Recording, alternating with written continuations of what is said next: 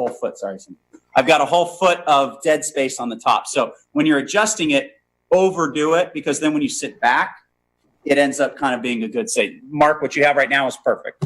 That's perfect. So thank you. And then Erica, if you can close those blinds behind you. Maya, you said you can't close those, right? No. Okay. Erica, can you close the blinds behind you? It is closed. Oh. Yeah, she's got. They're not like blackout blinds. They're just the diffusion blinds. Okay, we are now live streaming. Okay. Just FYI. Erica, if you can tilt down yours a little bit more. And Paul, yours looks good. It's got a lot of busyness around it, just with a doorway and just a whole lot of stuff. Is there any way you can make it a little bit closer, or shut the door, just make it even, like maybe if you make the camera shot. That helps. That helps. And is there any way to zoom in a little bit on you, Paul? I don't know. I'm If away not, from it. I have a fairly large desk where it's back against a wall. figured as much. Yeah, it's probably a fixed. That's fine. If you can scoot a little closer, Yep. Paul, that will help fill in the frame a little bit. So if you just want to scoot a little closer to your desk. How's that? Yeah. Okay. Yeah, we'll go with that. That's fine. Okay, cool. I think we look pretty good for the most part. Cindy, you'll obviously reframe yours into center and Yes. just do the tilt down now. And Okay. just scoot in. Yeah. I don't know. There we go. Right? Yeah. Yeah. What it is? And then we have how many more joining us? We have a few more. I see 4 non-video participants. So I've got. We have staff that have muted themselves. Are these all staff? Yes. Okay, and then Cindy, that's obviously this one, so we don't need that. Okay, just want to make sure. If you're ever in this mode, Cindy, and you need to know how to do this, right? See how like you have a bunch of names and numbers? All you have to do, doesn't matter which one you choose, just choose any of them. Little dot, dot, dot on the side, click it, and you say hide non-video participants. Oh, hide me. What do you mean? I did. Okay. Well, that's because that's his computer. Yeah. Oh. But by default, it hides all of them at once. Okay. That's what I was saying. So now it has that classic perfect 9 Brady Bunch view. Okay. Is this you guys' first meeting going on Zoom? Second. Second. Okay, we did the other one. Like it? Okay. I didn't know which meeting body that was. But that was the same body, same council. Yeah, turn off these lights. I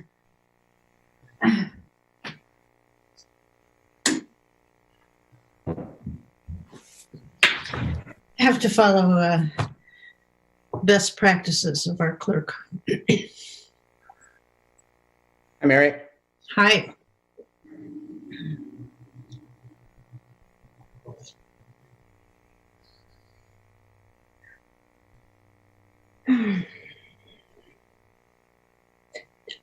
Do we have a way of knowing how many people are watching us on Zoom at any given time, or? The mayor, when he calls for public comment, will every so often ask Priya if she can announce how many participants there are. So you could kind of gauge how many from the public are there. Want to make public comment as opposed to people who might just be observing? Yes. Okay. Other people could just be watching on TV, right? Yes, correct. Great. This is streamed out in the gallery view mode to everybody on YouTube Live through iCompass and through the Channel 28. And could I have Mary tilt? Mary's really high up. Mary, could you tilt that more toward you? Tilt down. Tilt the angle I'm down. trying to get rid of this light. There. How's that? Yes. That's great. Much better. I have afternoon light coming in here. Hold on. Yeah, if you can close that, that'd be great. Well, I can try. We're getting there.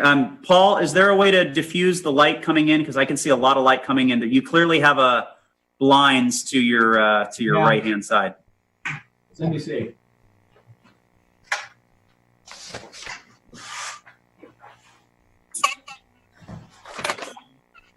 Are you watching that? Are we supposed to use that hand raising thing if we want to say I something? think more visually if you raise your hand. Okay. And if Mayor Ellsworth would just make sure to, just look at the screen. And, Yeah, I'll keep a watch for the hands. And if somebody does hit the raise hand in the participants thing, I'll look for that too, but I'll look both ways. And Mary, just since we have a few minutes, could I just have you tilt down just a little bit more on your, Like so? no, Mary, not you, Jeff. Oh, Sorry, you were fine. Yeah. Oh, Yeah, much better. That's perfect. Yes, thank you. That little bit makes a big difference because when you shrink all the boxes down in gallery view mode, having everything looking similar and proper looks really good for everybody watching. Awesome. Thank you. Why do we have a director? We already have members of the public that have joined. Have you heard from Anna or David? Well, I had a conversation with Anna yesterday, and I expected that she would be joining, but I haven't talked with her today. shall I text? I'll text Anna and then David. I am right now. Okay.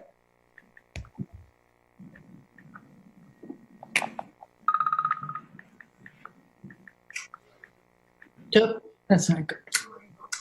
Sitting in the dark. I mean, I just haven't hit the switch yet. But we have 4 minutes, right? We start right at 6? Yeah. Anna is joining.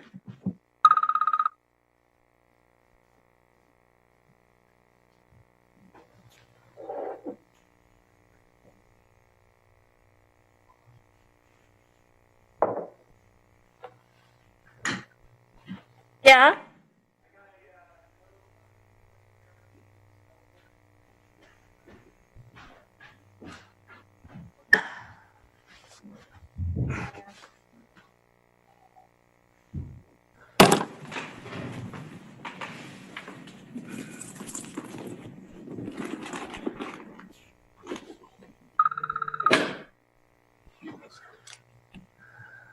Okay, David is going to be joining us.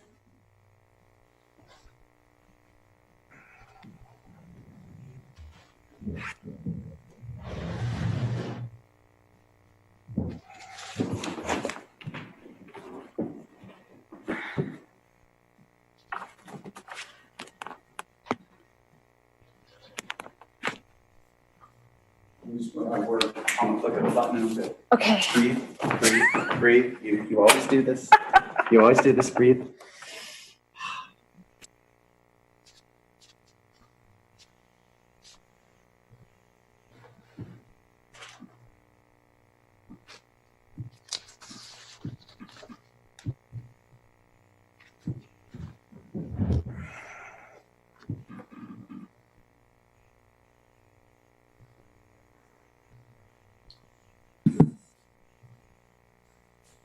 Hi, Anna. Hi.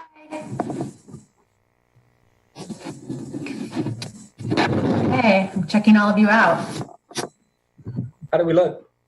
Look good, really good. Anna, can you tilt your screen a little towards you? Well, I don't know, like that? There you go. So there you go. You're more in the screen. I'll sit up straight. David should be joining us shortly. I'll let you cue me, Cindy, when we're ready to go. Got it. You guys want to wait until David gets on? Well, let's give him a minute till one after and then go. How's that sound? No problem.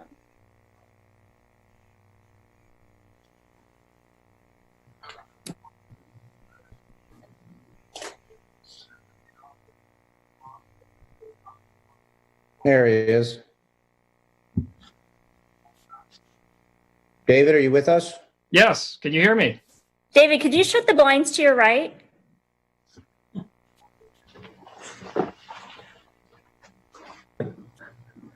A rough crowd. Wow. We didn't have to do all this before. We're perfecting. I see. It's good. I won't wear a white shirt next time. Yes, definitely do not. I can't fix it. That's better, Dave. That's better. Thank you. I'm in my garage. Fine. Welcome to my personal man cave with my pictures of surfing. All right. Well, are we ready to get going here? Yep. Stand by.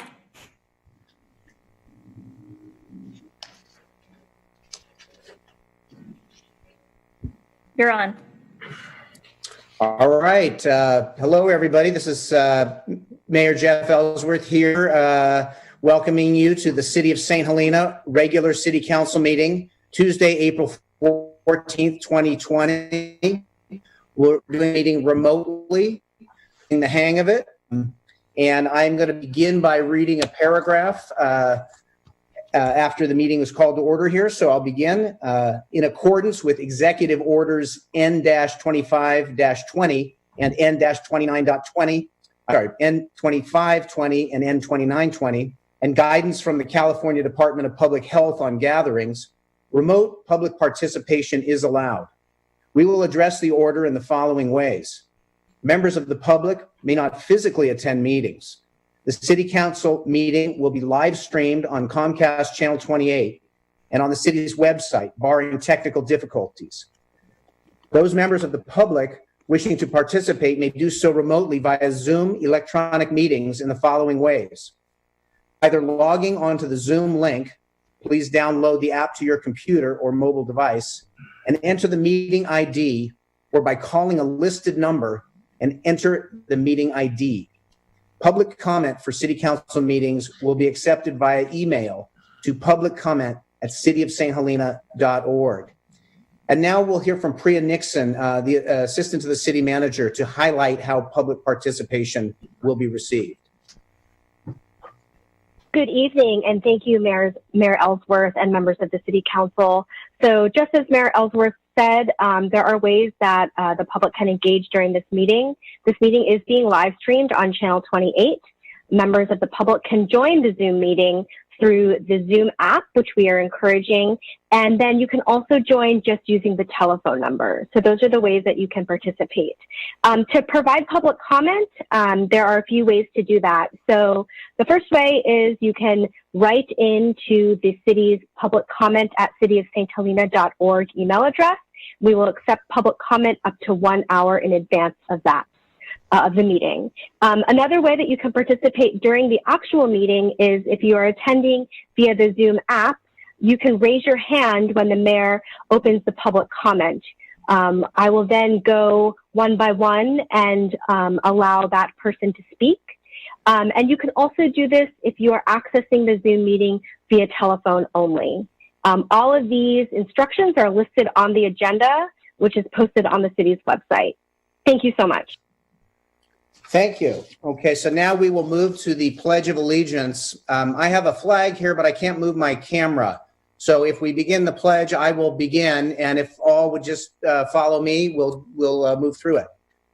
I pledge allegiance to the flag of the United States of America and to the republic for which it stands, one nation, under God, indivisible, with liberty and justice for all.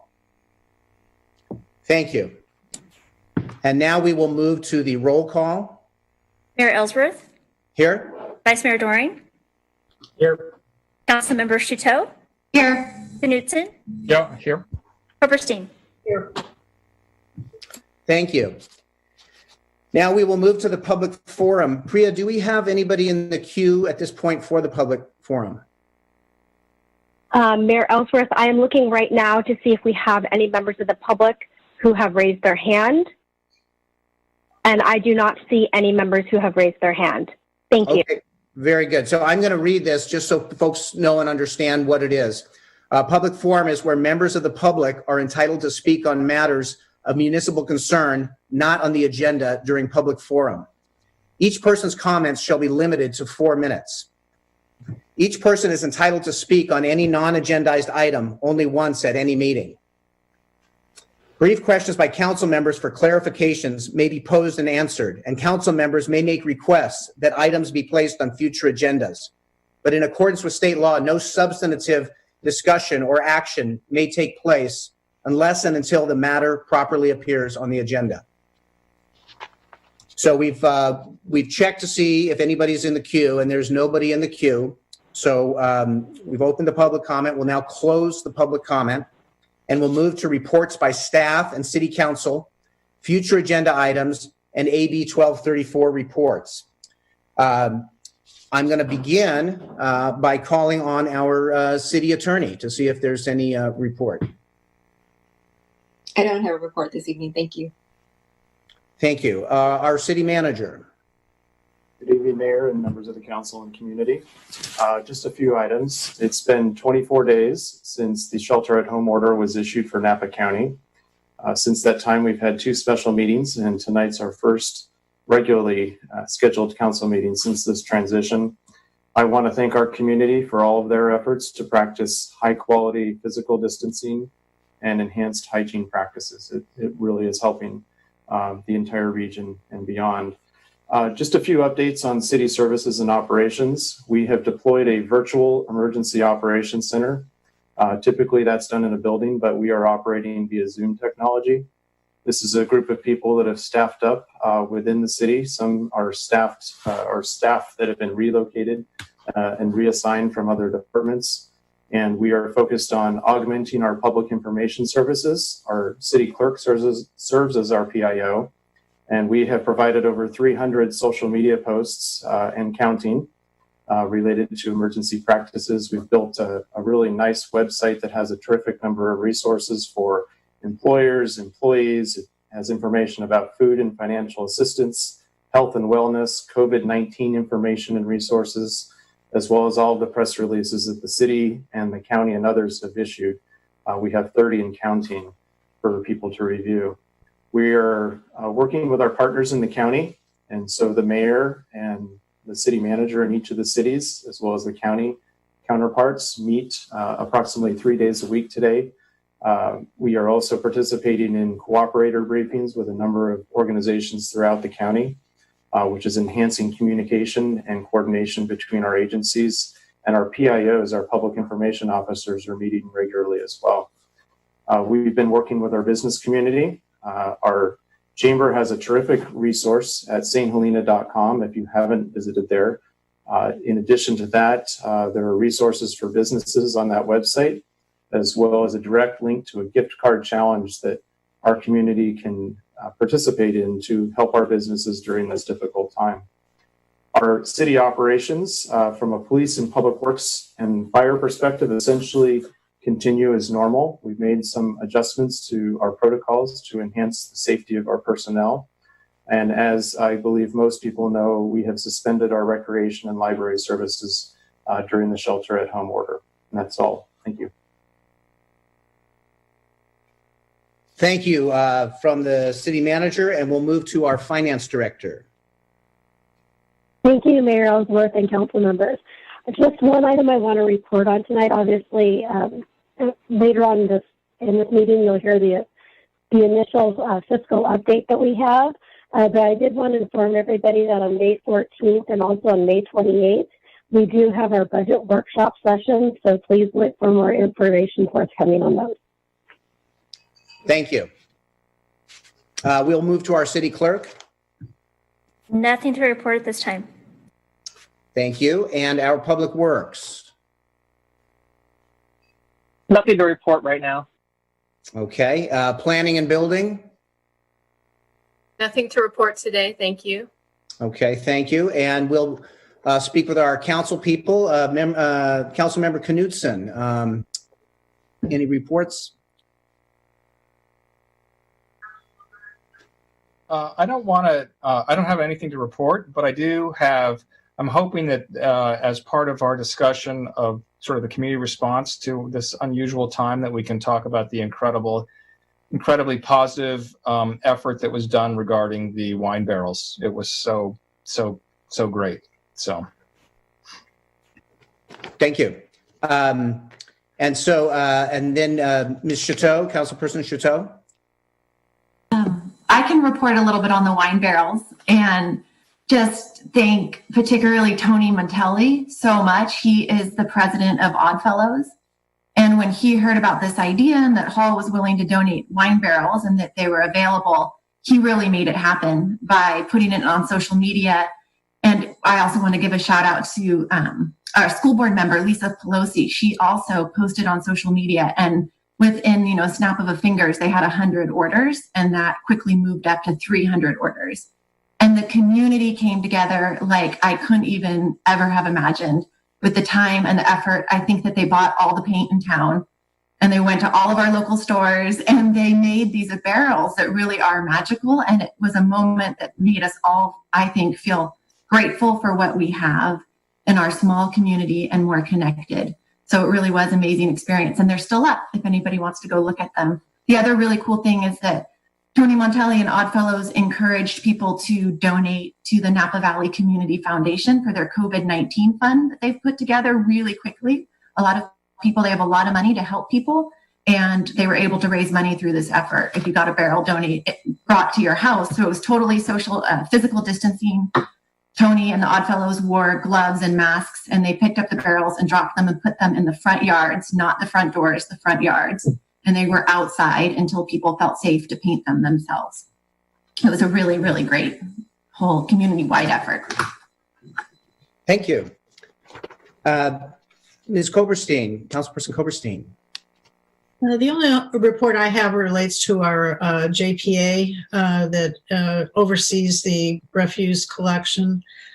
We are having a meeting next week, but like everyone else, some agenda items are being slightly delayed. So I'm not anticipating, I haven't seen an agenda yet, but I'm not anticipating any decision on applications that various jurisdictions made for funds from the JPA. That'll probably be delayed a bit.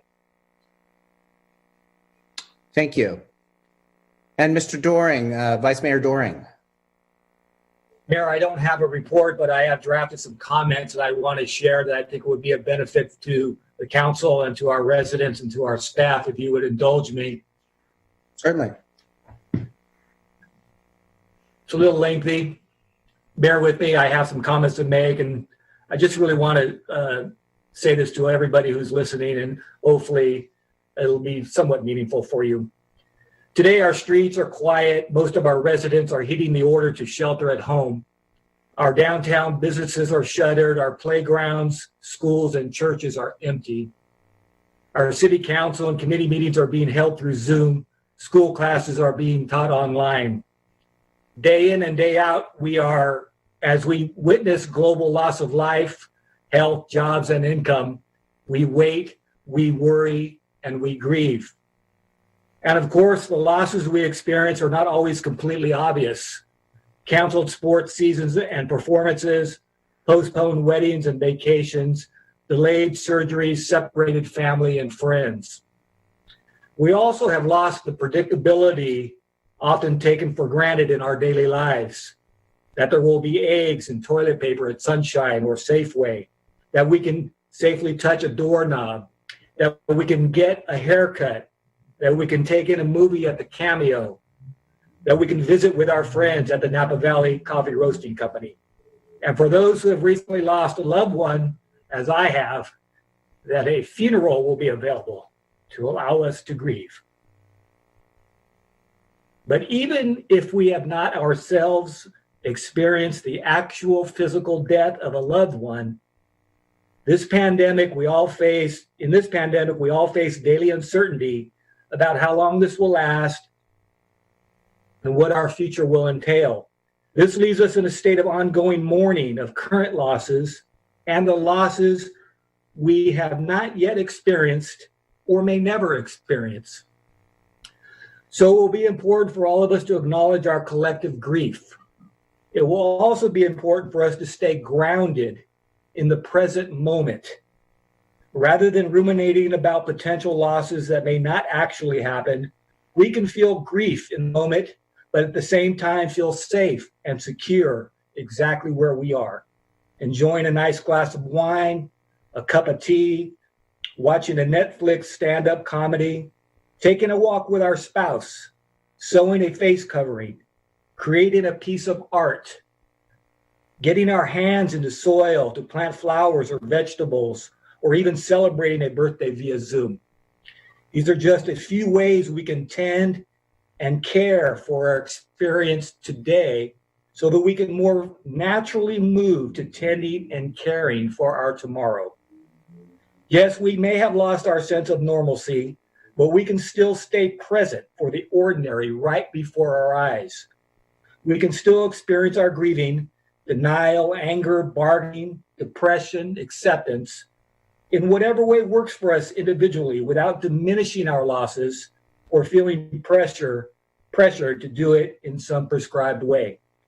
This crisis has not been easy for any of us and will become more challenging over the many months to come. The local consequences of this pandemic will be significant and long-lasting. Substantial lost revenues to the city will force us to make very difficult financial and operational decisions regarding essential and non-essential services.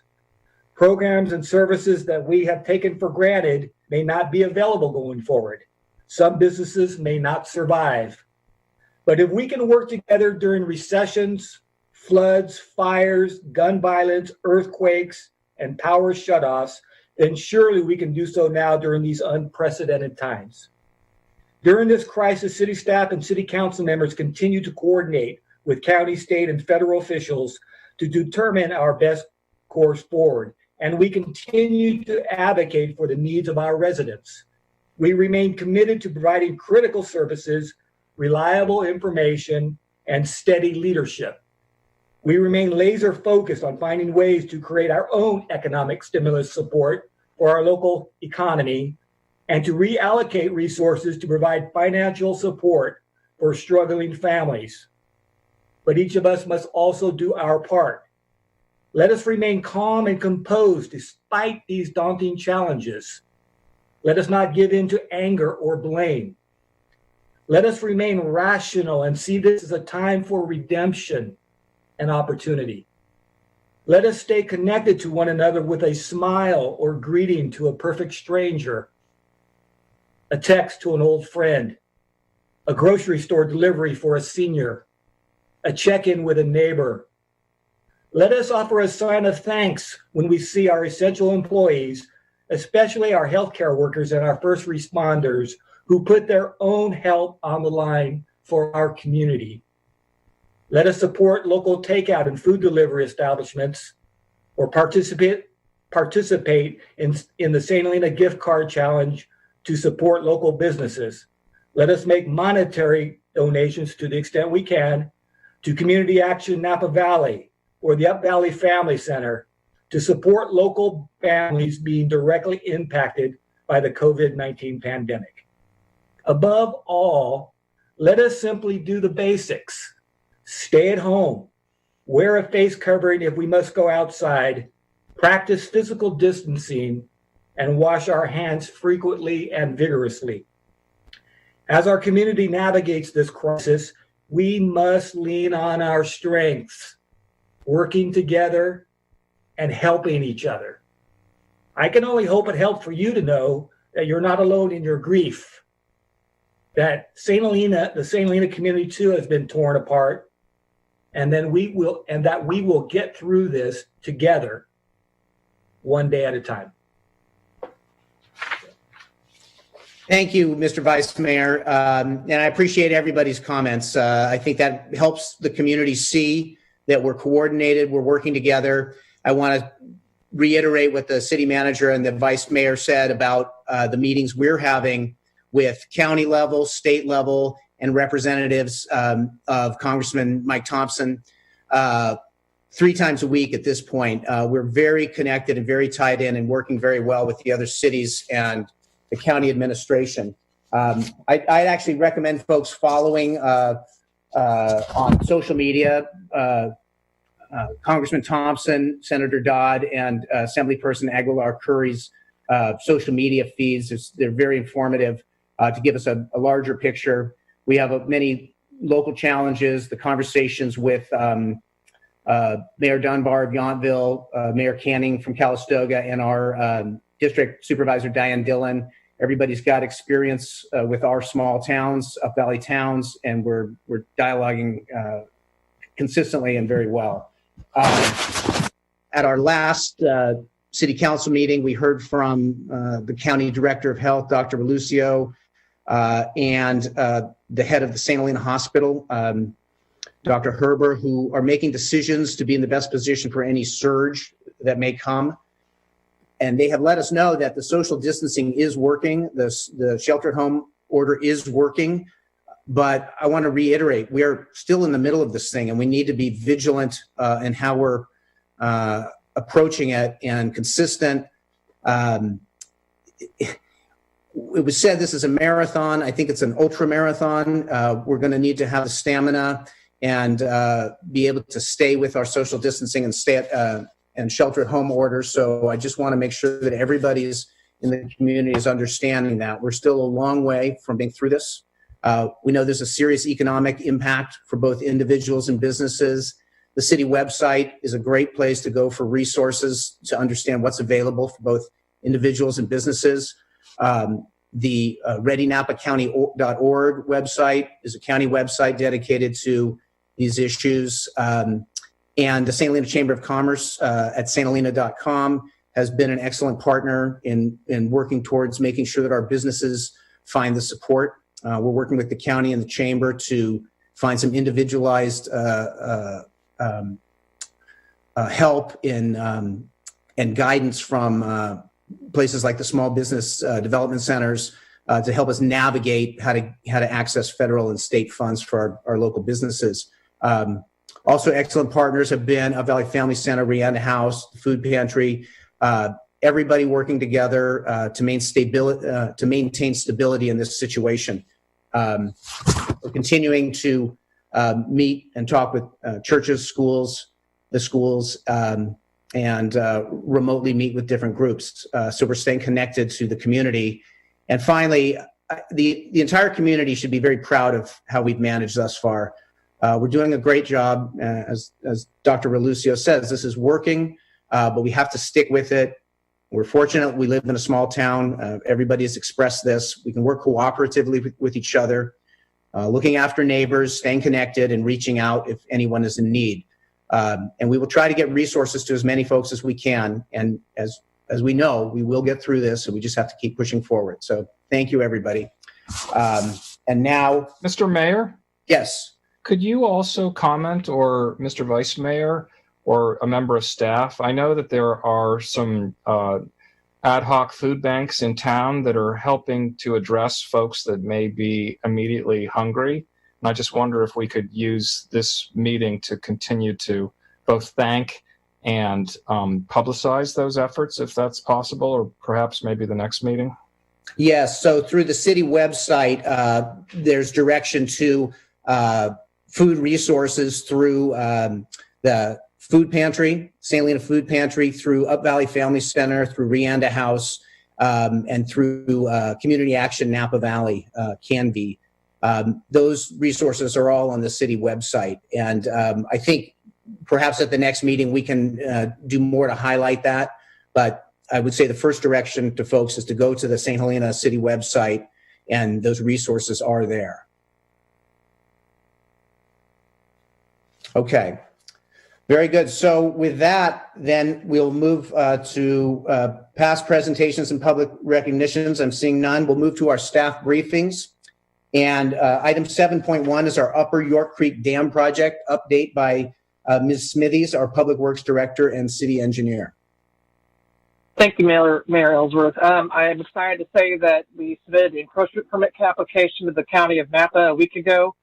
We're getting ready to submit a grading application for the Spring Mountain, for the sediment disposals we cited on Spring Mountain Vineyards property. That should be going out anytime this week. As we speak, the final touches on the bid specifications are being worked out.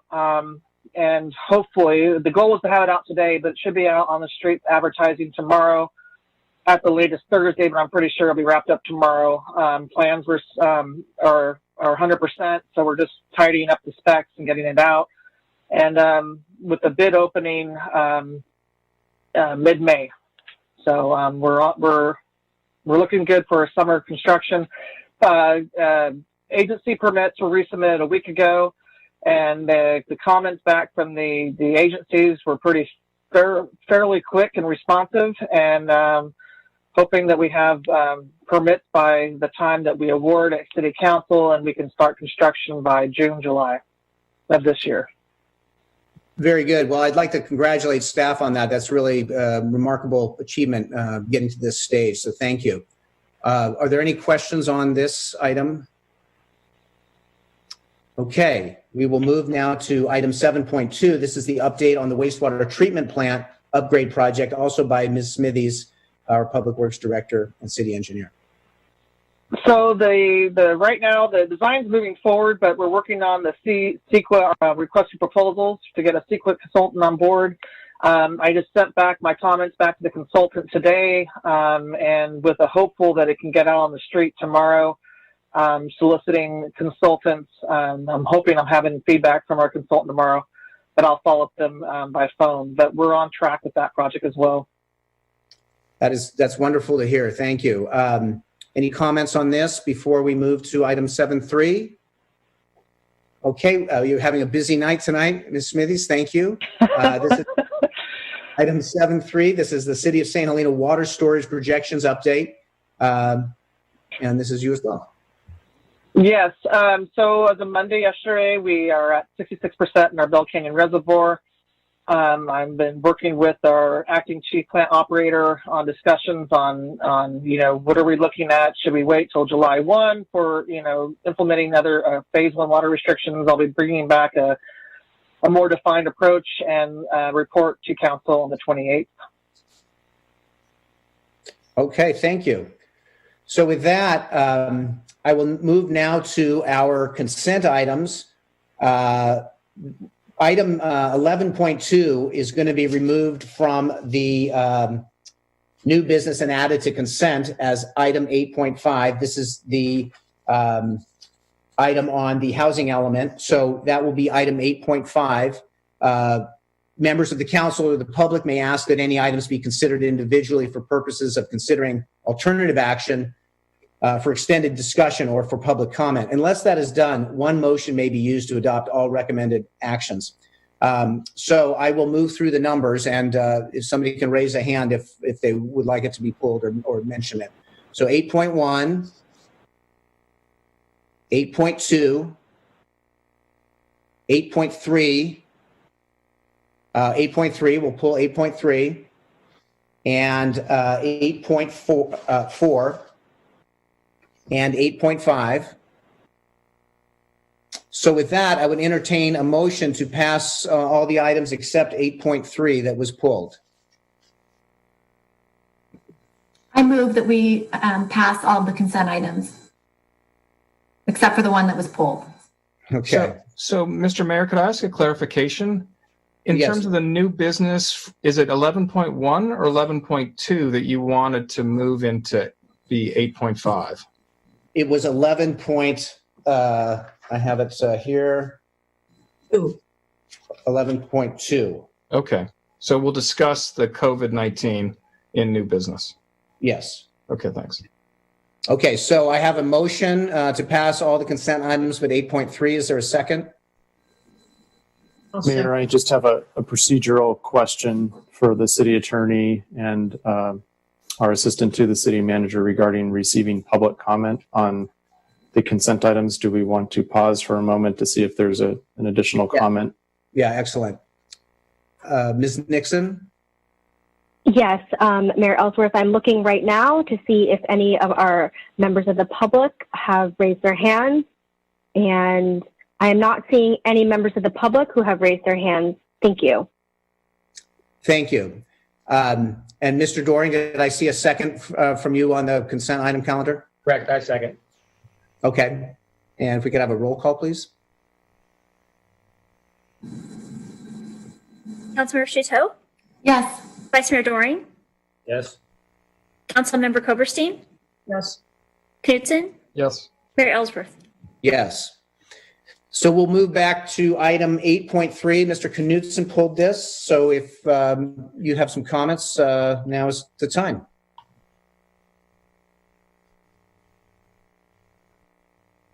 Oh, here I go. Yeah, sorry.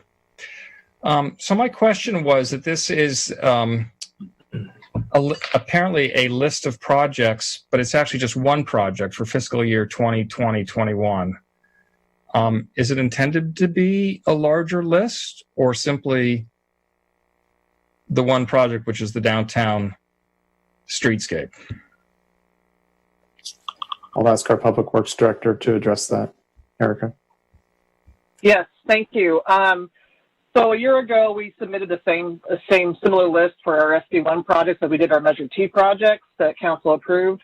And the state says, wait, you only receive approximately $100,000 a year. You can't possibly deliver that number of projects. So they asked the cities, the agencies, to hone in on what would actually get funded with this money. And so knowing the priority of this project, we put the funds all into this budget. And it doesn't preclude us from ever changing those funds into a different project as long as we rectify that via reporting the following year. Hope that answers your question. It does. Sorry, I've just been sort of confused because it's about adopting a list, but the list is only one. So I thank you for that clarification. But it's flexible and adjustable. Yes, and it also represents about 1/15 of our current revenue for transportation-related projects. Thank you. Okay, so with that, Ms. Nixon, do we have any public comment on this item? Mayor Ellsworth, I'm looking right now, and I am not seeing any raised hands from members of the public on this item. Thank you. Okay, so we've opened the public comment period. Nobody's there. And so we'll close the public comment, bring it back to the council. Are we ready to move on with a motion on 8.3? I'll move approval of item 8.3. And a second? I'll second. All right. Anna can second it. And a roll call, please. Councilmember Koberstein? Yes. Shuto? Yes. Knudsen? Yes. Vice Mayor Doring? Yes. Mayor Ellsworth? Yes. So now we'll move on to past public hearings. Seeing none, we'll move to old business, item 10.1. This is discussion and direction on expediting capital improvement project R18-81 downtown sidewalk improvements.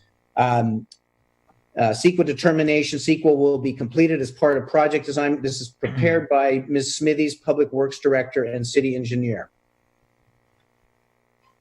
Yes, thank you. As things progress the last 4 weeks, thoughts are turning on what project could the city possibly expedite with the shelter in place, and the downtown sidewalk became the forefront of many people's minds and conversations. At the last city council meeting, staff was directed or requested to look at the possibility of expediting the implementation of the downtown sidewalk improvement project while the COVID shelter in place remains in effect and while businesses start up.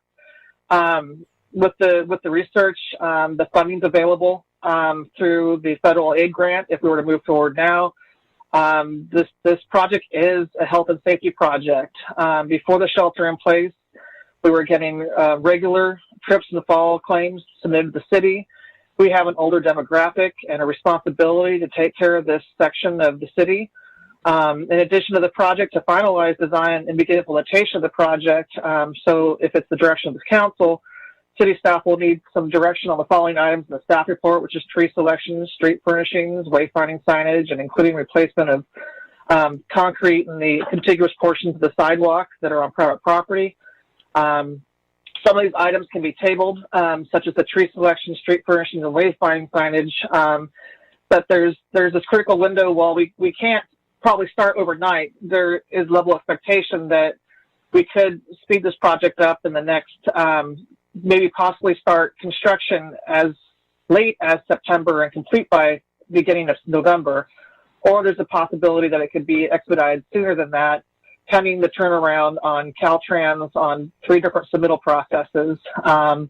And there's potential for work to start now, such as tree removal, and if council so directs, replacement or repairs of sewer laterals that are impacted in this section of town. And is looking for direction tonight from the council. There has been quite a bit of public comment since this item was posted, and staff is requesting direction from City Council in order to bring this back in 2 weeks to discuss further pending any updates on the shelter in place and COVID-19. Thank you. This is a challenging discussion, but one that we need to have. And so getting the council engaged here with any initial comments or thoughts or questions. Does anybody want, oh, I'm sorry, Ms. Smithies? I do have the opportunity to share the phasing again, as there might have been some confusion on the how does the project roll out. And I'm going to share the screen right now and the report. If I'm doing this right, I don't know if Priya needs to walk me through it. But there was 3 phases that so how do I share the screen?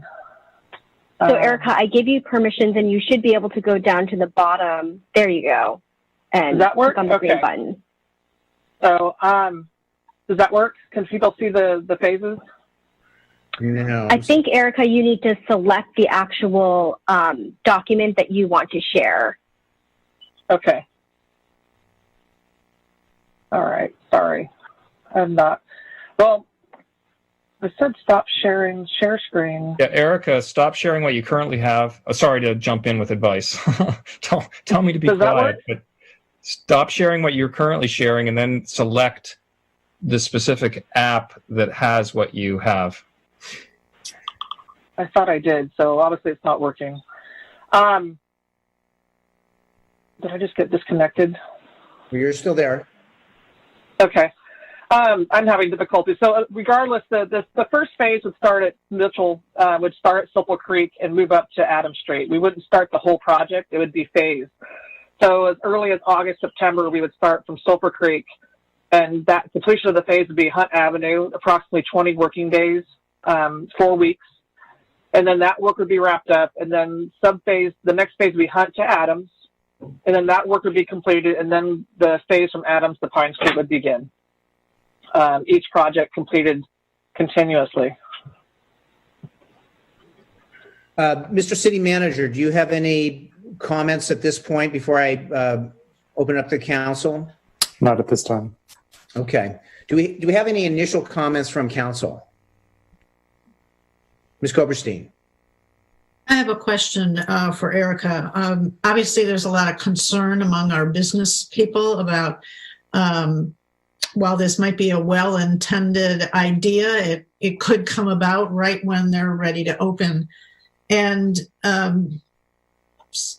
for myself, I don't see the problem with proceeding and actually getting all the way to the bid stage, because at that point, could we not stop? Or could we bid with a construction date that was far in the future? It seems to me we don't have to make a decision right now as to when the construction would occur. We could start to proceed along the schedule and keep our eye on what's actually happening in town with our businesses. So the basic question is, once we get to bidding, can we pause if it's not, the schedule's not advantageous? I would need to confirm on the process once we get authorization from Caltrans. Once we get authorization to start, we have 6 months to start invoicing work on the federal aid grant. So if the pause was till January, I mean, that if we got the authorization to proceed in July, we could still definitely work up to submitting that actual start point. But as far as I'd have to research that and get back to you on it. Thank you. The Caltrans permit, once it's issued, requires some work to begin within 6 months. Did I understand? It's not the permit. It's So there's different processes. So it's the grant. There's an actual authorization, and once you're authorized to proceed, you need to start billing against that grant every 6 months. And what gives you the authorization to proceed? The permit, the encroachment permit from Caltrans, or? No, so these are three. So CEQA is one-step process, and then Caltrans encroachment permit is another process, and then the E76 for authorization is the final process before we start. We can go out to bid. They have to give us permission to advertise the project. So it's when we get to step 8, the E76 authorization, if we could, at that point, this 6-month time clock starts? Correct. Okay. Additional thoughts, Ms. Koperstein? I didn't want to cut you off. Well, I just, I don't see the problem with going ahead with some work, but when there comes a point where we have to commit, I think we need to know really what the impact on business is, whether we're helping or hindering things. And people who have talked to me and some of the letters that have come in, particularly the holiday season is very important to people. And if that's when the end of the 6 months occurs and we need to start work, I think that would be real problematic. So I'm willing to move some things forward, but I think we have to make sure we don't inadvertently get into a committed time frame that doesn't work for people. Thank you. Ms. Chateau?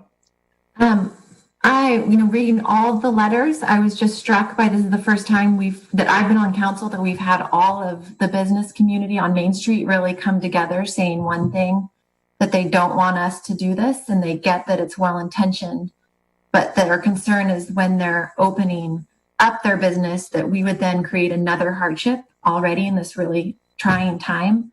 So I want to move as fast as possible with the business community support. And it's challenging because the data that we're seeing and the numbers are that this fall and this summer and the first, going into next year, the revenues are going to be so much less than if we waited until January, where we're anticipating that they're going to pick up again. But I don't see how we move forward with this many people, the business community and the businesses on Main Street saying that they don't want it. So I've started to think that why not just plan on going as soon as possible, because we need to use this money or we lose it. So we absolutely have to get going on it. And if they're saying stick to January, could we just stick to January and go then? Thank you. Mr. Knudsen? Yeah, I agree. Ms. Chateau's put it perfectly. I think this is well-intentioned. We're trying to do the best, for our downtown. Having the handcuffs regarding submitting and then having to start within a date specific concerns me. And I'm also of the opinion that sort of you can't, stress is additive, so they say. And so we can't stress the Main Street businesses further than this shutdown is going to stress them at this time. And I would also recommend, it's great that that city staff themselves, rather than sending it out to bid, could do the trump removal and stump grinding. I'd recommend not doing that while we, help to get downtown open and be attractive for day trippers, or, hopefully people will want to visit our valley and our lovely town. So. Thank you. Mr. Doring? Oh, we have the mute, Mr. Doring. Click. I wanted to say, I think our city council members have framed the issue very well, and there are obviously some very difficult and competing choices. Primarily for me, it is a public safety issue. It is, it's a health and safety issue. We do have a lot of seniors. We have a lot of people, frankly, young people I've seen fall.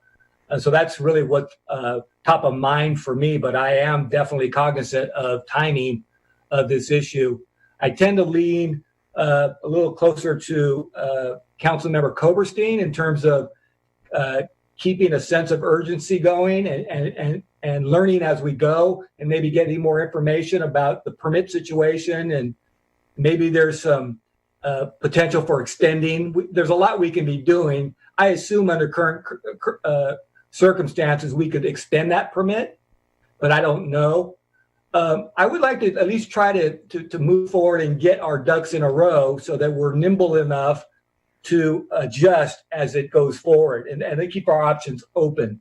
You know, for me, this sounds kind of maybe pat, but you know, what's the benefit to a shopkeeper if somebody falls in front of their shop? You know, it's happening more and more often, and I get a fair amount of those kinds of calls.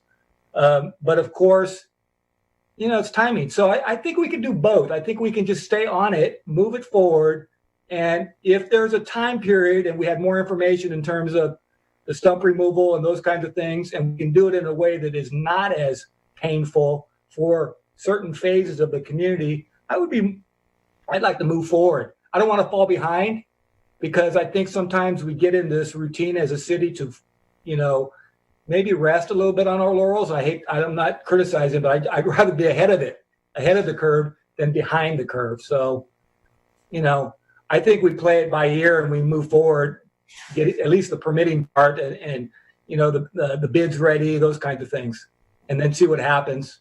I agree. I'd rather have the construction in December and, well, even in January, frankly. But if we can save a month here or there, you know, and get it done to the benefit of our community, our residents primarily, that's where I would go. So. Okay, Ms. Koberstein, and then I'll come over to Ms. Chateau. Ms. Koberstein? I have one other follow-up question for Erica. When we get to the point where we actually bid this project, can we have something like alternates? Could we have somebody bid to construct this, you know, and I don't think we were talking January. I think we were actually talking more like February, March, April next year, or alternatively, submit a bid to do it in, say, September or start in August. Is that possible? Because I think that would give us the most flexibility to make the call when the bids come in and choose the date. We could definitely put assurances in the project specification saying this project has to start no later than August 15th or whatever that date is, and they have to be done by a certain date. There's always that, you know, what if we get early rain? But the beauty of being downtown, it's already built out, and we don't want to get that we don't want to get the subgrade wet, but there's definitely an opportunity to try to expedite this project further. Can we also ask for a whole separate bid based on what was our original construction schedule? A bid alternate to start next spring? Yeah. Yeah. Okay. Or if they only get to one section this time, then it has to be winterized or it has to be cleaned up. I did that on a project before, where you have to clean up the project until they can start again the following spring. So it could be phased. We could set it up in a phase that way, at no cost to the city. I just have a couple comments about the things that you asked us for direction on. I'm fine with the tree selection of our consultant. I think we need to rely on their expertise as far as that goes. If we can really expedite the project considerably, I agree we should leave the street furnishings out of it for now and the wayfinding signage. I've talked to a couple of merchants, and some of those cases where there's an apron in front of the store before you actually get to the public sidewalk. I think there's some concerns about having their landlords sort of handle that as a separate project and try to coordinate it with the city. And I'm wondering if that could be another bid, sort of an extra in the contract where we would just have the contractor come in and do it. And, we'd work out something with the landlord. I can't imagine the concrete is that expensive, but we could address the financial impacts of it later. And finally, on the laterals, I'm wondering what the staff recommendation would be on that. Is it also something we can assist with, or do you recommend that we make that the private property owner obligation? And exactly how many of these letters went out? How many affected businesses are there? There are 27 sewer laterals that were videoed by city staff. Only 2 are in the 4 and 5 range. The remaining were 3 and below. The recommendations, we actually were waiting to see the direction from council tonight, but we have videos of all those. We're going to put them all on individual flash drives and provide copies of those videos to the landlords or the property owners. And the letter we drafted, depending on direction from city council tonight, on whether the city will take on the responsibility of bidding and providing that sewer lateral replacement with the project, or expedite that work before the project starts. Because actually, right now, that is something we should be doing, and we could get it done before the whole rest of the project. It can be done now, and it's actually an opportunity right now because there's lack of use in those buildings because they're closed. So low sewer flow, less bypassing required. Just get it done. And is that something we would do with the city staff, or that's something we have to bid out for others to do? Good question. I asked that question this morning, and not a good recommendation due to the amount of work. What else could our city staff do? We're at four people right now in our utility division, so we'd have to throw extra people at it from other divisions to make this happen. It's a lot of work. There's a deep sewer main out there in Main Street, or we get a contractor that does this every day, and maybe our bids are really good. The estimated cost workforce-wise, if it was city operations, it'd be about $125,000. There'd definitely be an additional cost if it is done by contract, but I think it'd be well under $200,000. And we do have CIP funding for replacing sewer mains less than 6 inches. But there are funds in there that if we justify the improvements needed, I think it is justifiable, but that would be up to city council's direction. Well, I'd be interested in knowing if we could do that work now, and if it could actually happen while businesses are closed. I mean, we're sort of on the cusp of wondering how long this order is going to be extended, and maybe we could get a report back from staff about what the reasonable timeline would be, because I'd certainly be in favor of getting that work done if we could do it while it's not interrupting business. Can I ask a question about that specific matter, Ms.? Yes. And we'll circle back, Mr. Tobe. So, Mr. Knudsen?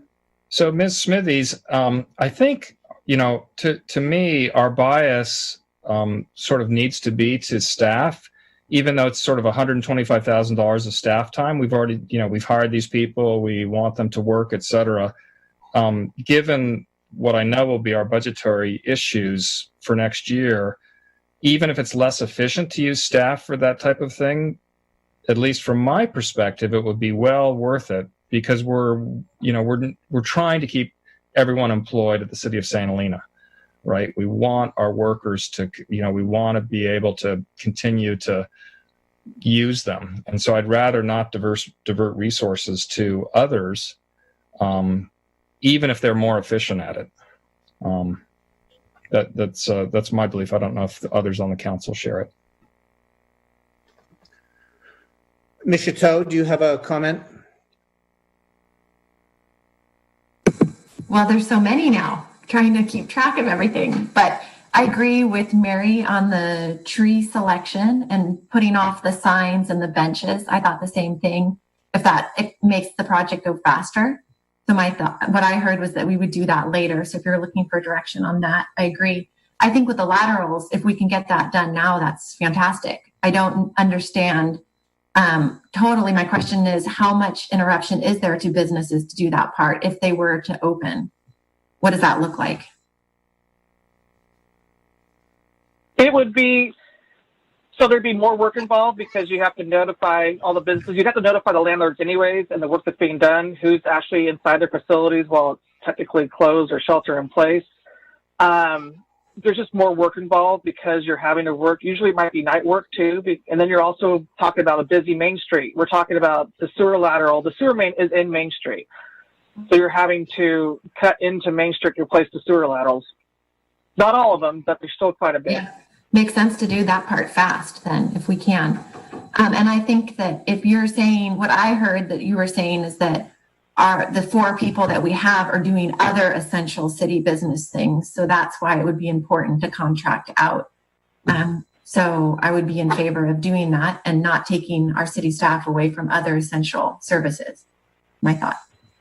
Oh, and the last thought was that what I hear from the business community and know from last year and just shopping during the holiday time, that is the most critical time for businesses and our local businesses. You know, it's that holiday season when hopefully more and more of us this year, even though it's going to be tough, anybody can shop local. So that's the critical window, not to impact our businesses.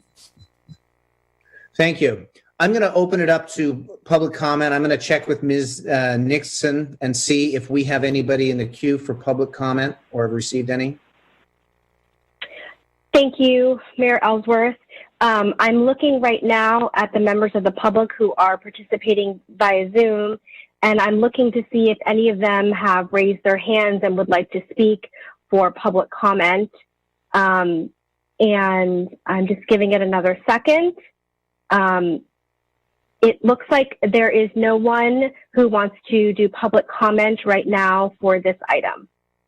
Okay, very good. So we have received many letters advocating both sort of or many approaches here. So with that, we'll close public comment. I'll bring it back to the council. I have some thoughts. I think everybody's making excellent points. I think the idea expressed first by Ms. Koberstein of looking at how and supported by Mr. Doring, how far can we get, in getting our ducks in a row and getting poised to move forward and keep flexibility on a construction date. That way we can time it to work the best we can for everybody. I want to be very sensitive to our merchants through this. And also recognize this is a public safety issue with these sidewalks and laterals that need to get done. So I'm in favor of getting our ducks in a row, doing everything administratively that we can do to be poised to move forward and keeping a start date flexible that gives us some option, the option as we move forward. And I believe, our situation right now is so fluid that given some extra time, every week, every day changes, every week changes. So keeping our options open, yet at the same time, kind of building the structure that administratively that we need to go forward. Those are my thoughts. Any other council comments at this point? Ms. Koberstein, and then I'll go to Mr. Knudsen. Yeah, with that thought in mind, and because time is critical, I think we should be clear on what we're asking the staff to do and what we would like them to get back to us on. And if there is some opportunity to move ahead, maybe we would schedule a special meeting to authorize. I'm also looking at the schedule, and I see some of these items that are like 30-day items, permit and whatever. And I don't know that the staff has been able to work with our elected officials yet and see how realistic those dates are. But that's another, I guess I would like an update on the time schedule or an understanding whether this is really it. Ms. Smithies? We want to present a very conservative schedule, fast tracking this. So there is an opportunity on that front end. Maybe 3 months is actually 2 months or a month and a half, but we have to be realistic. CEQA, I was promised, or not promised, but believe that the CEQA will be delivered within the next week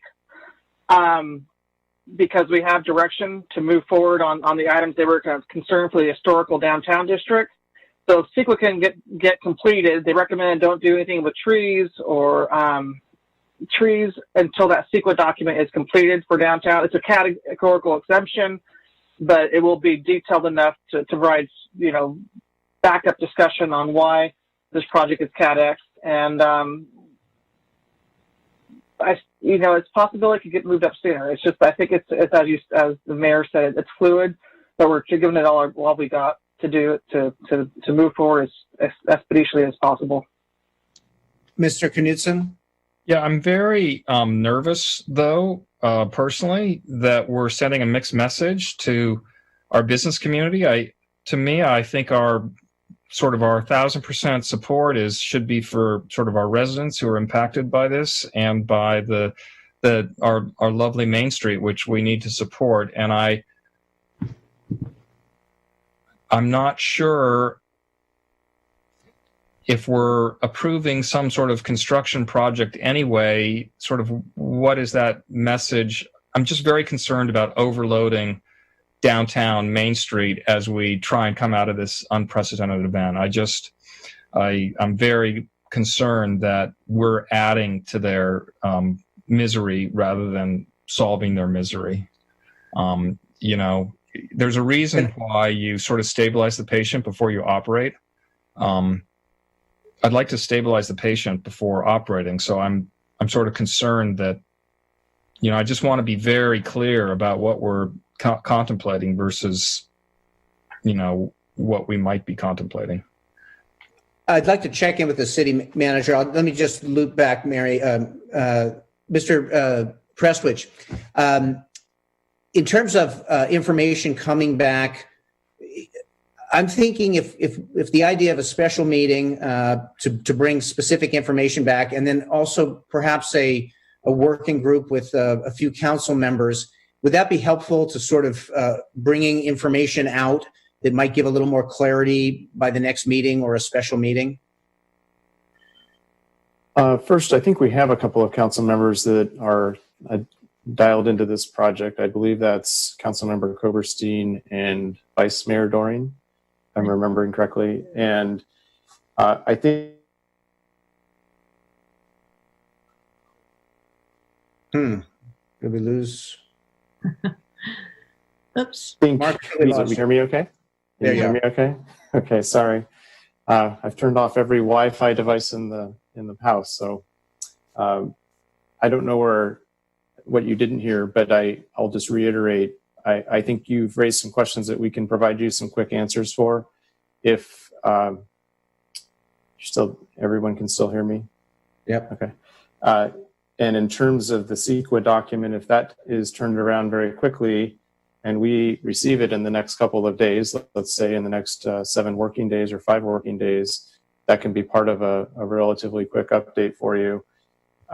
We have, with the schedule that we've identified here, the expectation is all work would be done by November 2nd. It's possible that last little phase, most of the work would be done essentially before Thanksgiving and the beginning of the robust shopping season.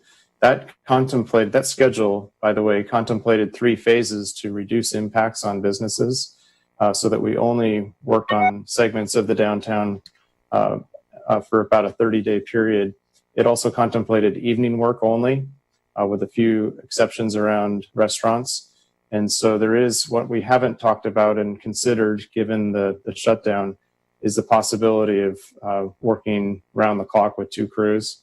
We were planning to move both sides of the street northward, but we haven't talked or analyzed the idea of could we reduce time by working through the day and the evening with 2 different crews and a contractor. So that has the potential to reduce the actual construction period. And if we're moving from south to north, I think that's the strategy that reduces impacts on businesses more than moving the other direction. So we could bring that and other information back to you at a special meeting or on the 28th of April. Is there a thought from the council on whether we would want to have a special meeting before the 28th? Is there any input from council? Mr. Doring? Oh, Ms. Koberstein?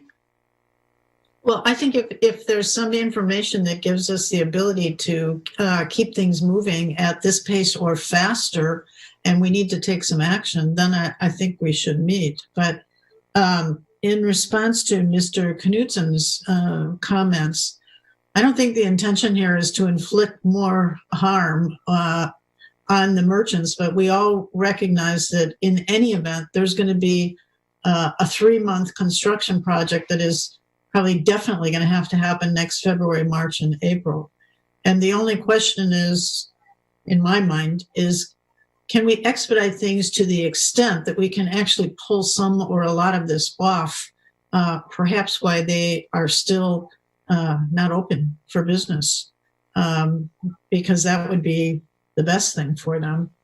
I do want to say I am not in favor of removing the trees right away for the reasons that other people stated. I think they should be there till they need to come down. Mr. Doring, any thoughts?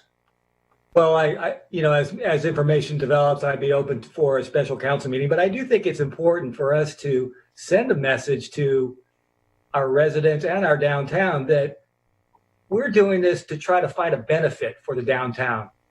And if it turns out that the benefit is not there, then we adjust. I don't think that I would want more information as to when we get locked in and when we have to make absolute yes or no decisions. So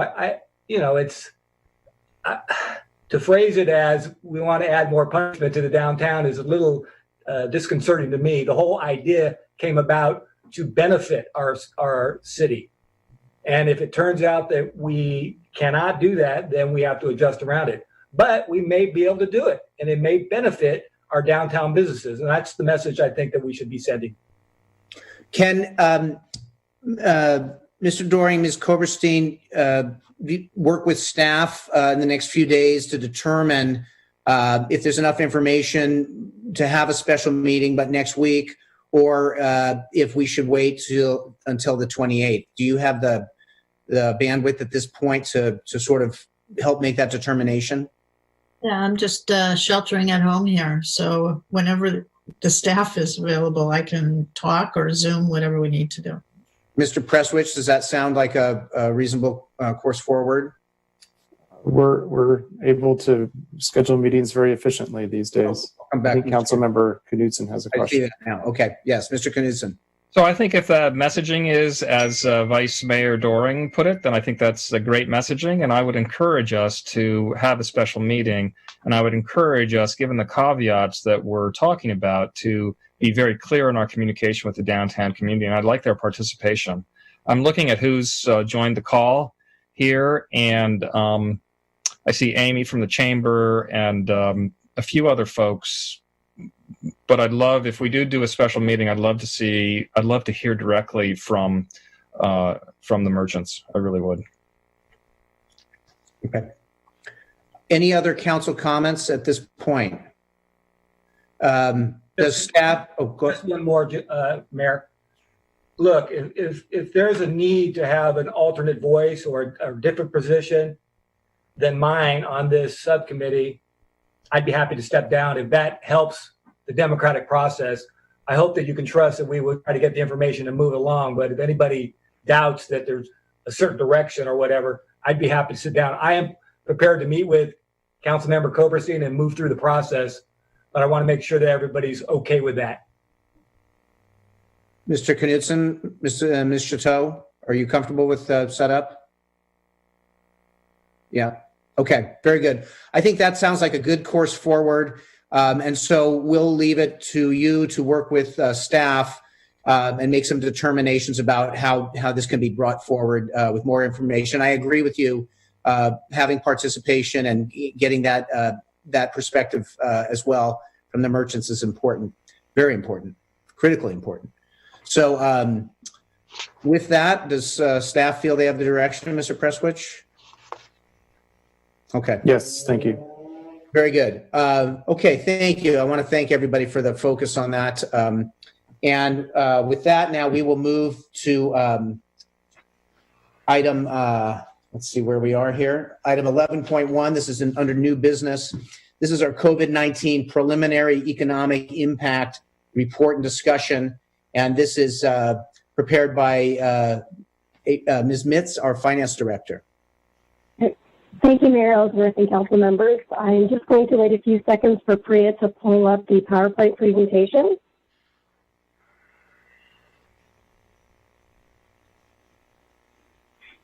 Voila. Okay, so can you go to slide 1, Priya? Perfect, there we go. Sorry, I have one more, Priya, just the introductory slide. So I just wanted to give a high-level overview of the near-term fiscal impact on the city's general fund due to the COVID-19 pandemic.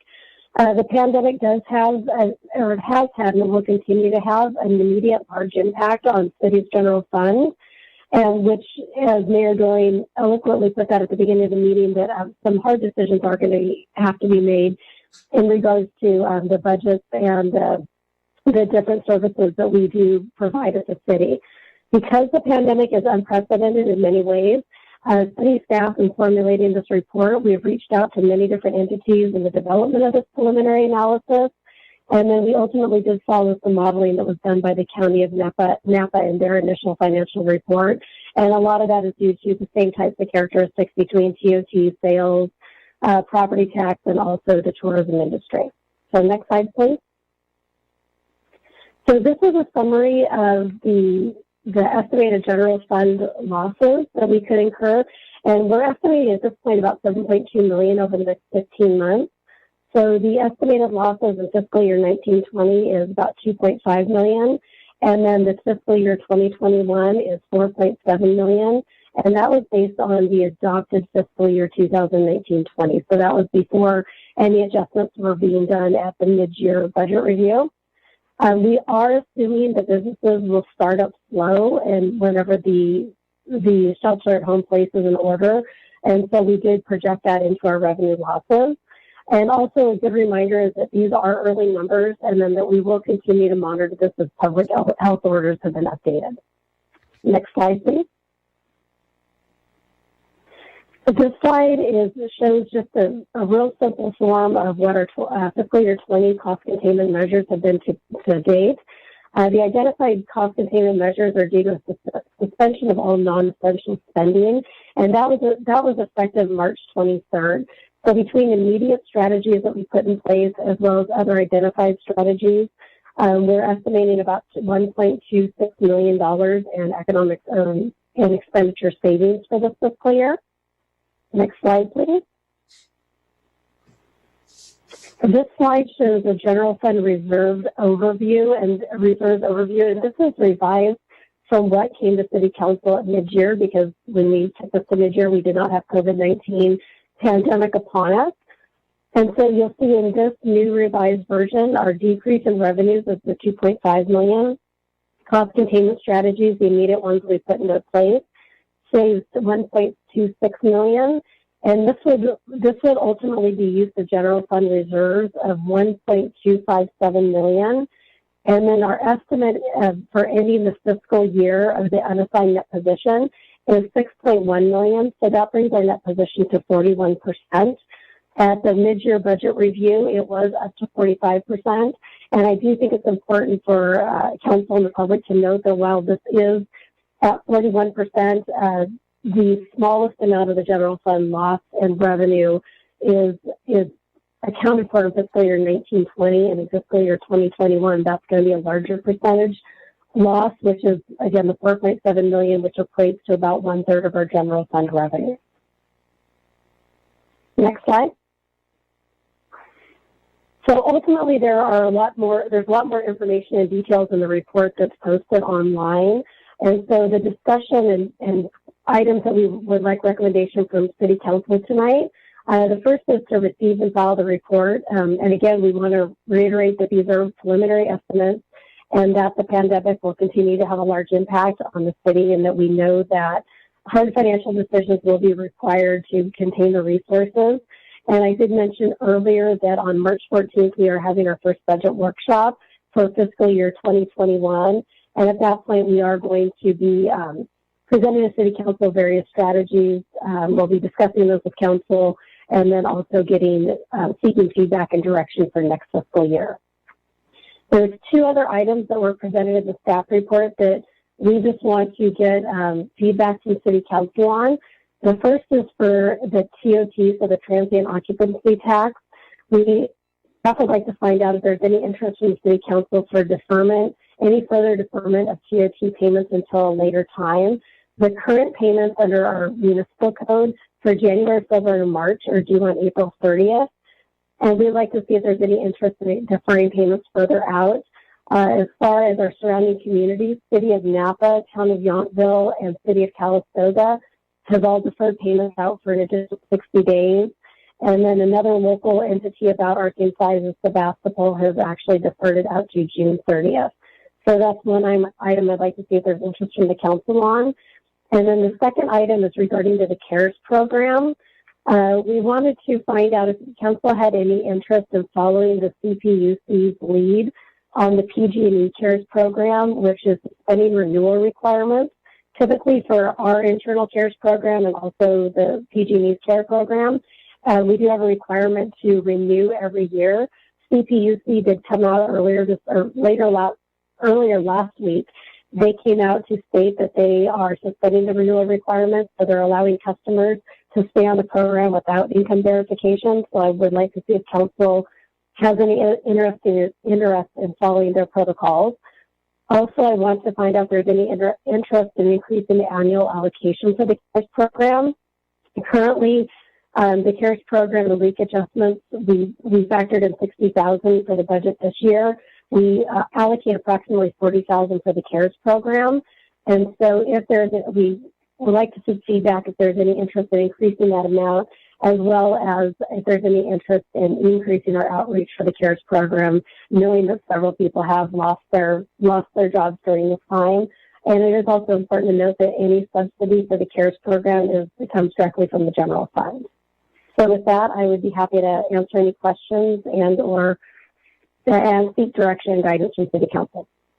Thank you. So I'll start. I see a hand raised by Mr. Knudsen. Yeah, I wonder, thanks very much, April and Mark. Super, very interesting. Priya, could you allow me to share my screen so I could just pull up the pieces from the staff report? Is that possible? Yes, just give me one moment.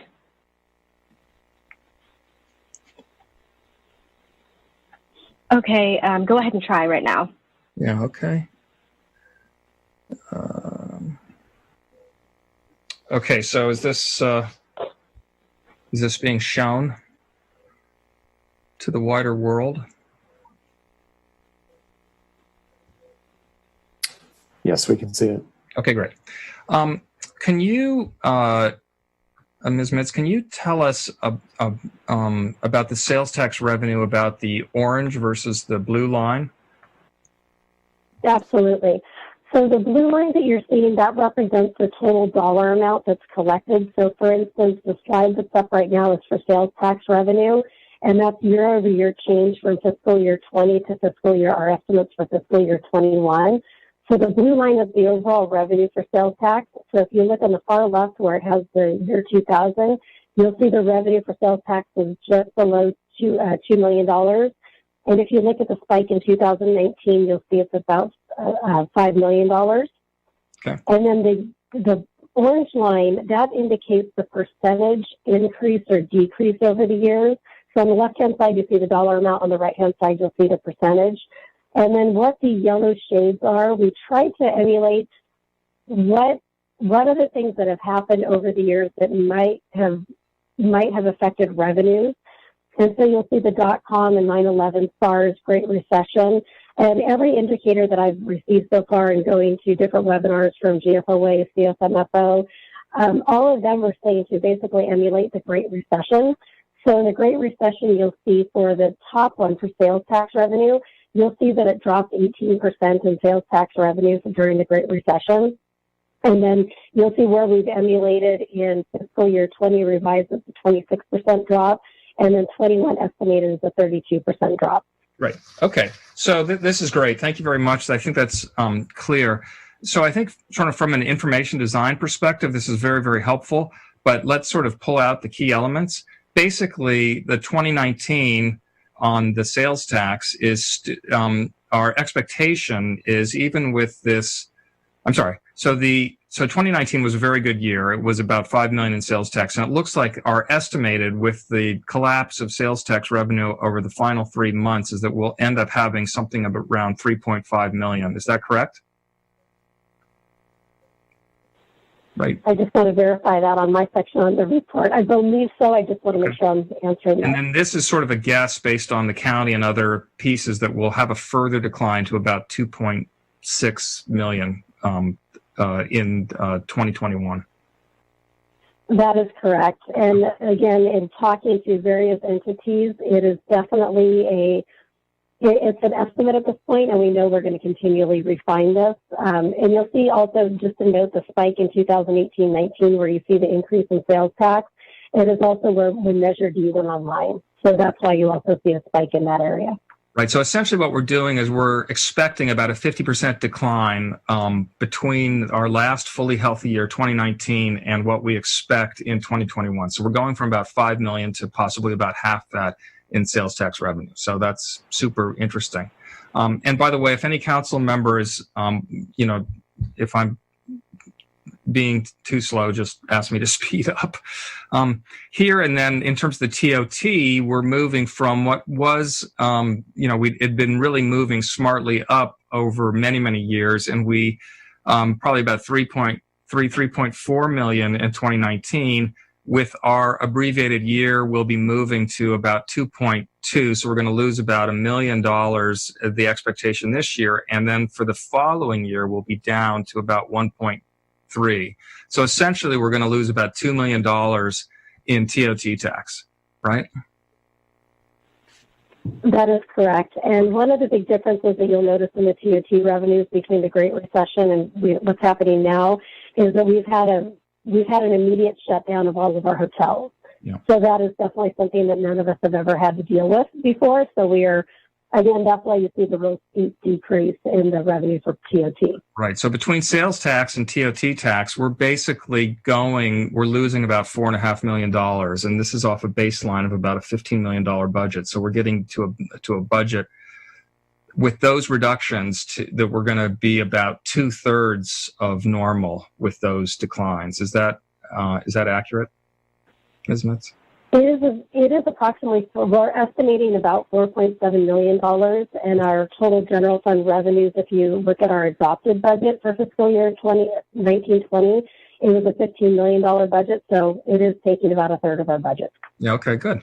Not good, but good for that we've got clarity here. And then in terms of property tax revenue, I'm sort of curious about this, is that we have been at about $5 million. We're peaking this year, even with sort of this 3 months, and that you'd expect that. You'd expect property taxes to remain broadly stable. Why are you anticipating there'll be some folks that will not essentially pay? Why the decline expected for 2021? The bump up for the 2020 revised includes the ERAF shifts to state of about $300,000. So that's something we typically don't include when we do our regular budgeting cycle, and it shows in the revised numbers because we have already received those monies for this fiscal year.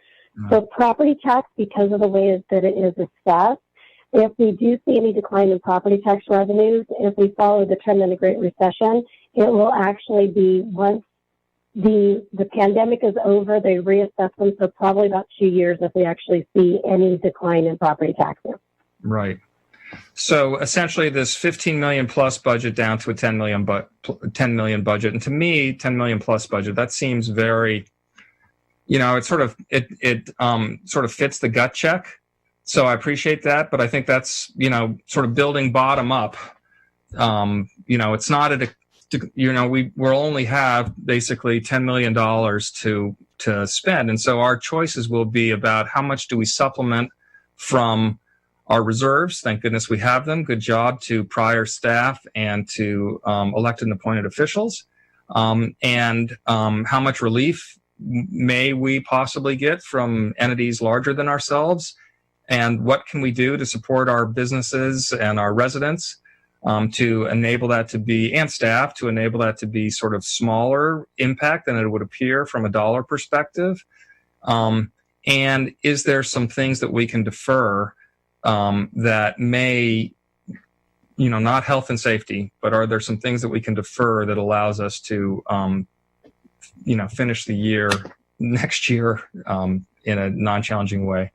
So that's sort of what I wanted to cover. Thank you for laying this out so that I could review it and sort of for the benefit of the public. And also then thank you for including, I didn't realize I was actually adding to the public comment. So thanks for including my thoughts about tax revenue collection versus sort of discretionary ways that we can help our businesses. And I just want to, since it's public record, I just want to point sort of, to me, the key points I was trying to say is we have to think of creative ways to support and enhance our local businesses and their activities and efforts. To me, tax that's already been collected on our behalf is something that we should eventually get. I'm not in favor of just deferring it forever.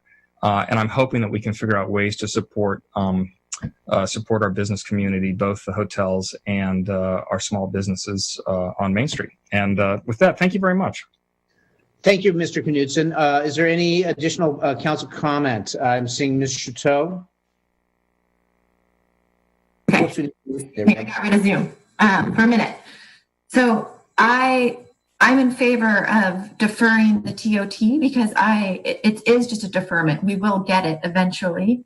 But I think looking at that graph, you can see how drastic the impact has been on our hotels. We haven't seen anything like that.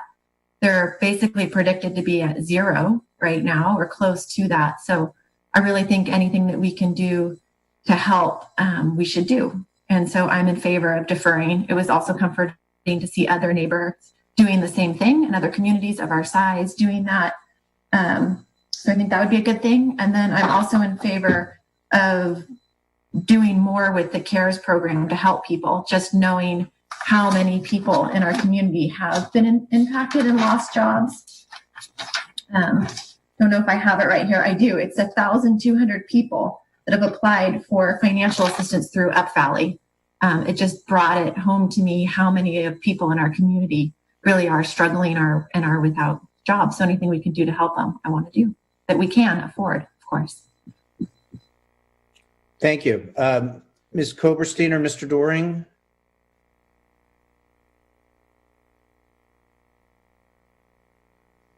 I agree with Anna's comments about the CARES program. I'm wondering how much money are we talking about in TOT deferment?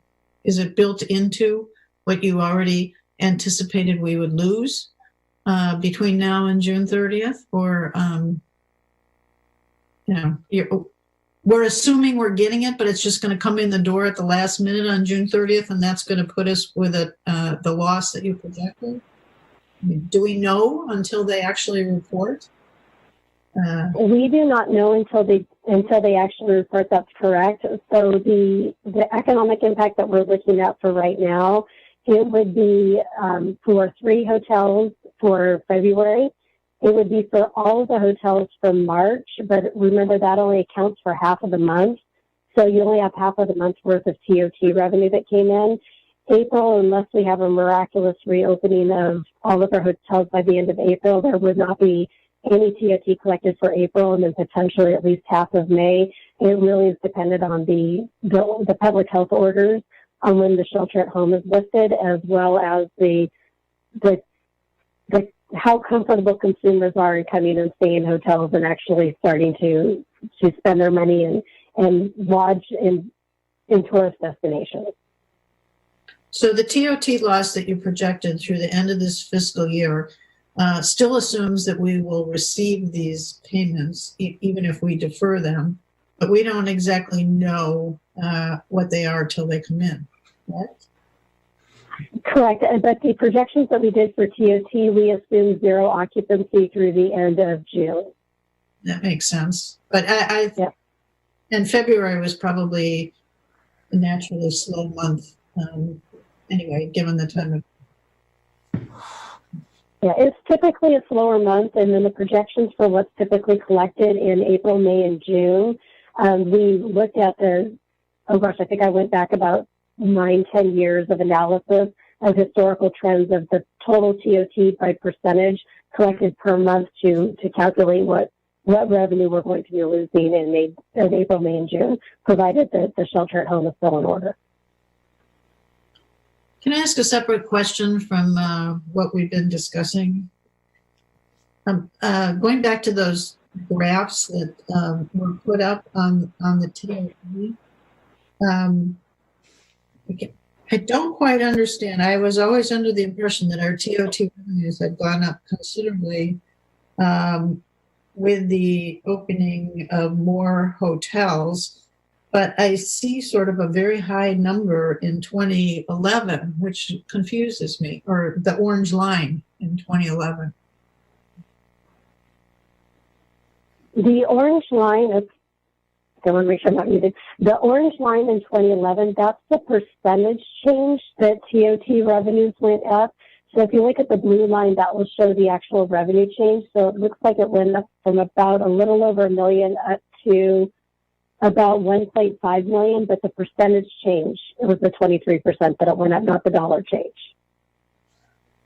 Okay, I get it. I just, so the last increase that we saw kind of came in gradually from 2015 on when we opened additional hotel. That's correct.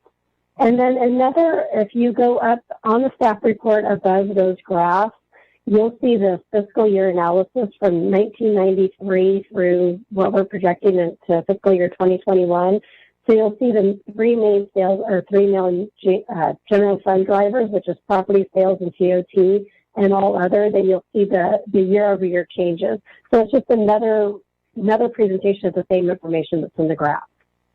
Okay, and the last question is, some of our TOT funds are housing trust fund because of the measure that was passed 2 years ago. So when you talk about total loss of TOT, that I believe would include the roughly, I can't remember how much it is a month.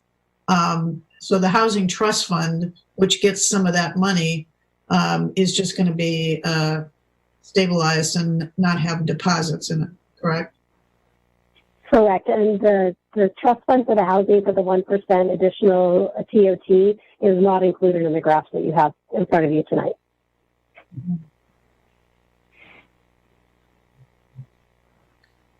Thank you. Mary, do you have additional comment? My only other question was looking at other general fund identified savings. I see that I don't quite understand the zoning code update.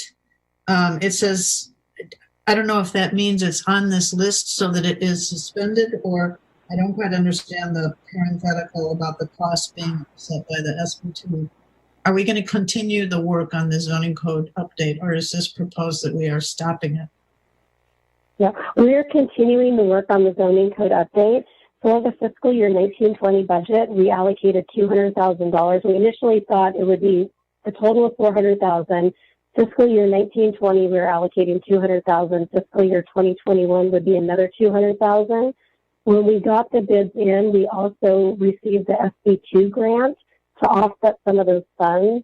And so the total general fund contribution is actually only $160,000 as opposed to $200,000. So when you see the zoning code update, the decrease of $40,000, that is strictly the money that's being offset by the SB2 grant. And then the good news is, because of the cost and because of the grant we receive for it, no funds have to be allocated next fiscal year. But Thank you. Proposing postponing the housing nexus study, which would relate to the any potential update of the inclusionary section of the zoning ordinance. Is that what I'm understanding by looking at this? That is correct.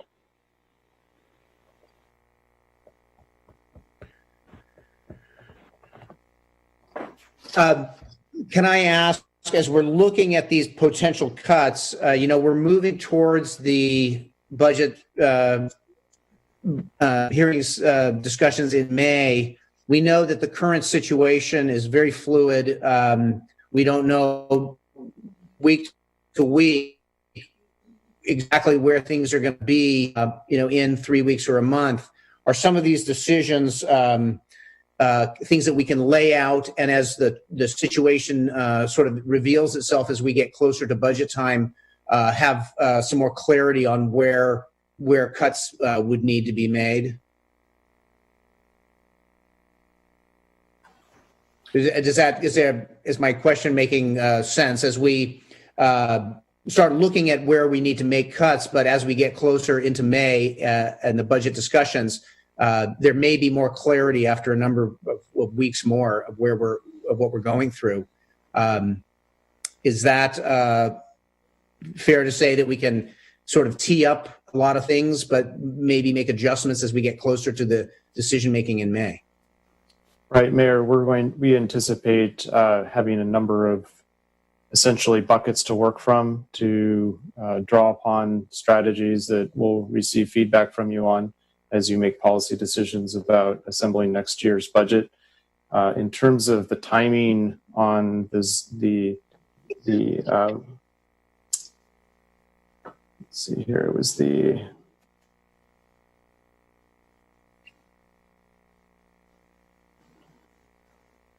Housing Nexus study. That's a current year issue, so we don't anticipate between now and June working on that, but that's something that could be revisited during the policy discussion on May 14th.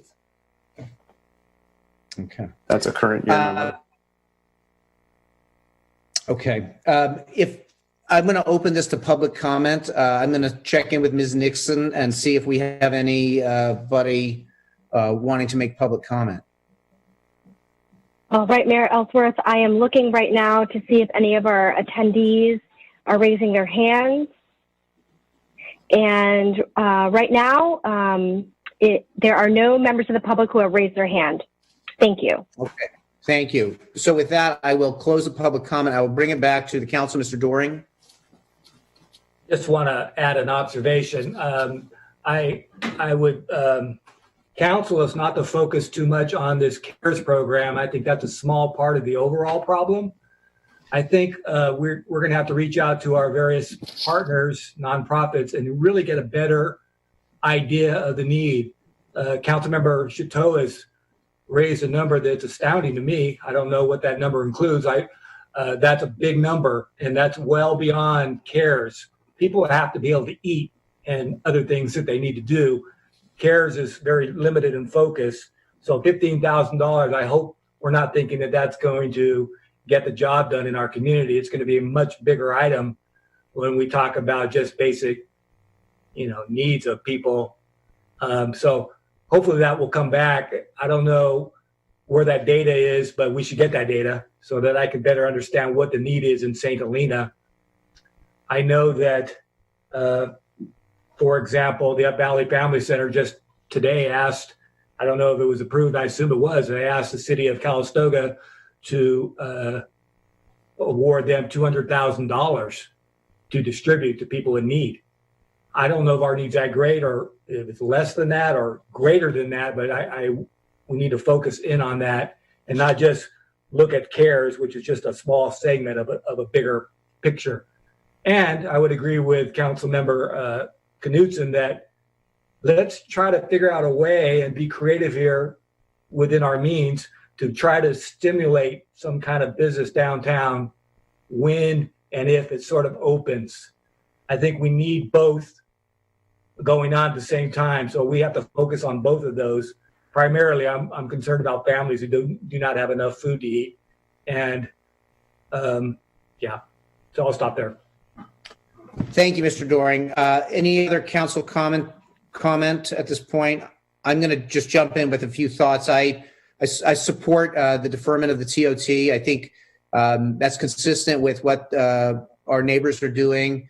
I support on the CARES, both looking at suspending the renewal portion, the allocations and increasing outreach. I think Mr. Doring makes an excellent point at echoing Ms. Chateau that we need to really assess the needs in our community and look at what we can do as a city to participate and work with the county as well on that. So I think over these coming days, this coming week, there'll be more clarity of what the needs are, and I want us as a city to be able to respond to our community. So I support looking at those items and also staying very focused over the next few weeks and month and looking at our budget and looking at this fluid situation.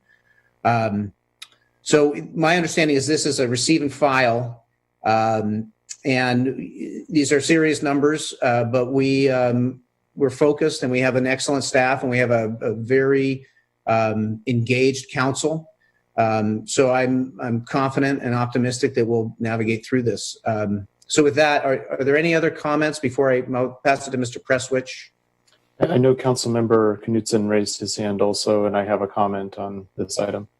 Okay, so Mr. Knudsen? I have nothing else to add. Thank you. Okay. We anticipate then bringing you back an urgency ordinance on the meeting of the 28th of April, and that will address the changes with respect to the TOT deferment. And then we'll work on CARES related issues separately. And again, we are aiming for the previously agreed upon date for the council budget workshop of May 14th. We do schedule 2 of those, so there will be a second one is scheduled for the 28th of May, and we anticipate using that as well. And the advantage of that also is that we will have more time to understand what relief at the state or federal level may be available. We'll continue to talk with our partners in local government and learn as much as we can about when shelter-in-place orders will lift and how they will lift, because it may be a phased approach to how that materializes. And we will continue to monitor that situation. So we will look forward to analyzing whether we also need to bring back a special meeting here in the next week or so in between meetings on the separate item. Okay, very good. Are there any other comments before we move towards adjournment? Any other thoughts from council? Okay, seeing none, I just want to take a moment. I want to thank the community. I want to thank the staff, and I want to thank council. Everybody is doing, Mr. Doring? I just wanted to go on record as being supportive of the recommended items. I didn't comment on either one of those. I'm fully supportive of both at this point. So just thank you. Very good. Thank you. So as I was saying, I want to thank the community. I want to thank the staff, and I want to thank the council. This is an unprecedented situation, and we are fortunate to have a team that is very capable and very engaged, and a community that is remarkable. So thank you, everybody. Let's stay strong, let's stay calm, and together we will navigate through this. Thank you. And we'll see you soon.